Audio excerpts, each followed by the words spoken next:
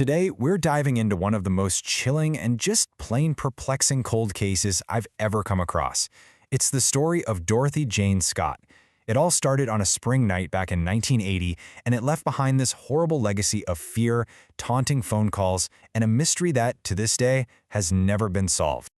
The whole nightmare really kicks off with this one single terrifying moment. Just try to put yourself there for a second. You're in a hospital parking lot, it's late at night, you see your friend's car coming towards you, but instead of slowing down, it just accelerates right past, the headlights blind you for a second, and then it's just gone, vanished into the darkness. That is exactly what Dorothy's friends saw. So you have to ask, how did she end up in a situation like that? I mean, what led to that moment? To really get it, we've got to go back to the beginning of that night. What's so wild is that it started as a completely normal evening. Dorothy's at a work meeting and she notices a coworker, a guy named Conrad Bostron, isn't looking so good. So, being the kind person she was, she and another friend offer to drive him to the hospital. Around 11 p.m., he's all checked out, and Dorothy says she'll go grab her car from the parking lot to pick them up at the door. But just minutes later, that's when they see her car speeding away from them. And then in the early hours of the morning, about 4:30 a.m., her Toyota station wagon is found completely engulfed in flames in an alley 10 miles away. But no sign of Dorothy. Now, to really understand what happened here, we have to rewind a bit. Because Dorothy's disappearance, well, it didn't just happen out of nowhere. For months, this really dark shadow had been creeping into her life. You know, the really unsettling part of this story is just how ordinary Dorothy's life was. She was 32, a single mom, a dedicated secretary, living a quiet life. She was a devout Christian, and her entire world pretty much revolved around her 4-year-old son.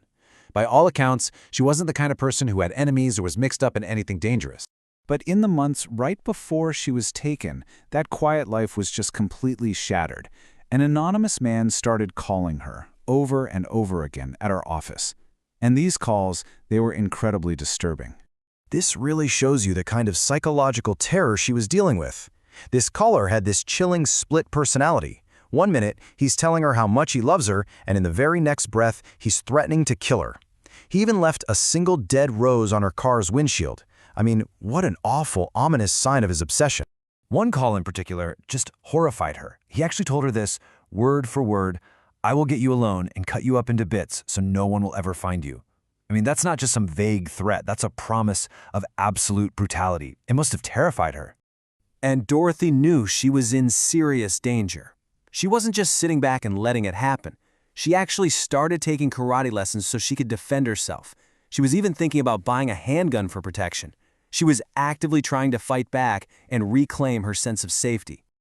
Now, after Dorothy vanished, you may think the stalker would go quiet, but he didn't. In fact, his voice got louder, more brazen, and that's when we enter this whole new chapter of terror. The killer calls. For a whole week, her family was just waiting in agony, not knowing anything. And then, the phone rings at her parents' house. It was him. The anonymous man was on the other end of the line. And all he said before he hung up were 3 simple, devastating words. "I've got her." That was it. He confirmed their absolute worst fears. But see, this guy wasn't satisfied with just terrorizing the family in private. No, he wanted public recognition for what he'd done. He actually called the Orange County Register, the local paper that had just published a story about Dorothy's disappearance. He straight up confessed to the newspaper's editor. He said, "I killed her. I killed Dorothy Scott. She was my love. I caught her cheating with another man." He even gave a motive, as twisted and almost certainly untrue as it was. Her family was adamant she didn't even have a steady boyfriend.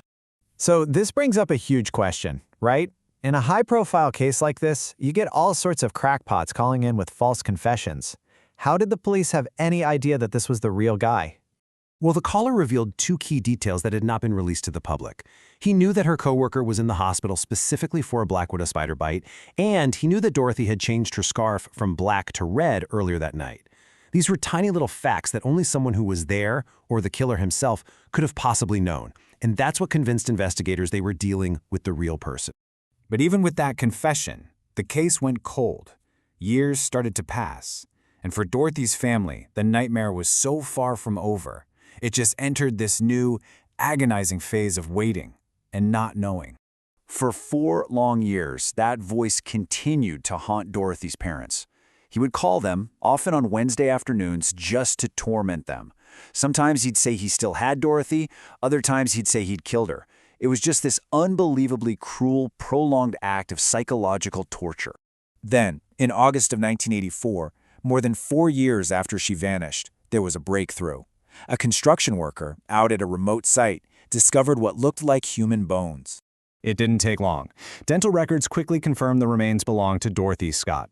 Along with the bones, they found a turquoise ring that she owned and, maybe most importantly, her wristwatch. The watch had stopped at 12:30 a.m. on May 29th. That's about an hour and a half after her car was seen speeding out of that parking lot, likely pinpointing the exact time she was killed. You'd think that finding her body, as horrible as it was, might bring some kind of closure. But in a final, sadistic twist, it didn't. After her remains were identified and the news went public, the killer's calls to her parents started all over again. To this day, not a single arrest has ever been made. The identity of the man on the phone, the man who stalked her, abducted her, and murdered her, is still completely unknown. Her case is the very definition of a cold case. It's a file just packed with chilling evidence, but not a single suspect. And that leaves all of us with the same haunting question that investigators and her family have been wrestling with for decades. After all this time, after all the terror and all the grief, who was that voice on the phone?